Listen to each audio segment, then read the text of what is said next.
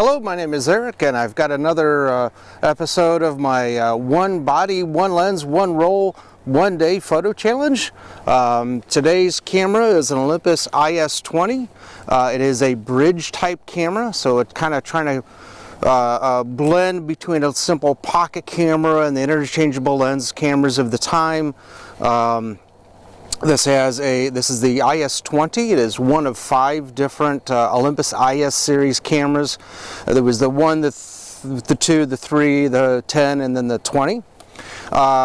Basically has an SLR quality lens on it. So a nice big lens on it. But you can't change the lens on it, so it's kind of like an SLR without the ability to change lenses. The IS-20 does have aperture control, but does not have shutter speed control. So I can't sit there and pick my shutter speeds, but I can pick my f-stops.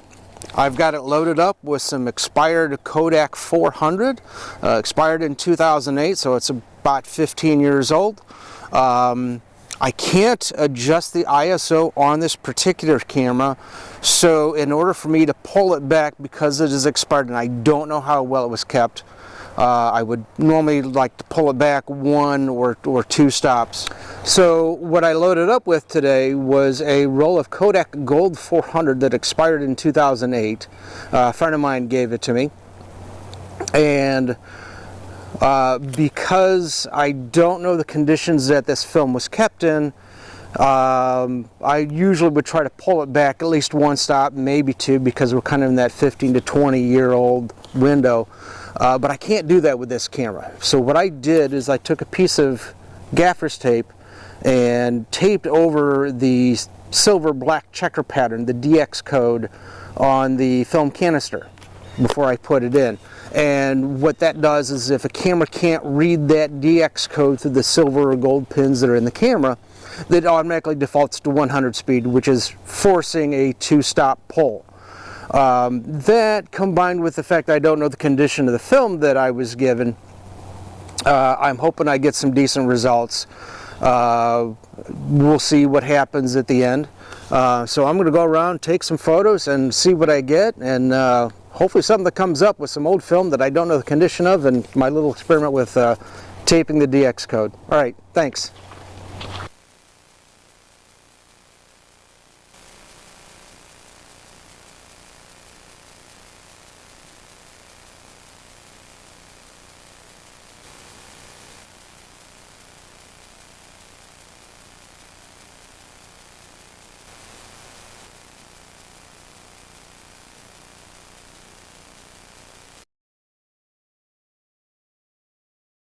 So I got my film back from the IS-20, and the negatives were a little on the greenish side, which tells me they were a little heat damaged. Not terribly so that it was like totally ruined, but enough that I had a tint to the images, and you can see the results at the end. So, and that's kind of what happens when you shoot expired film if you don't know the condition it's been kept in. Color stuff does go.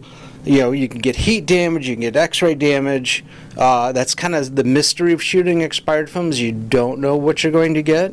Where if you shoot more current stock, then at least you're kind of more confident in the results that you're going to get.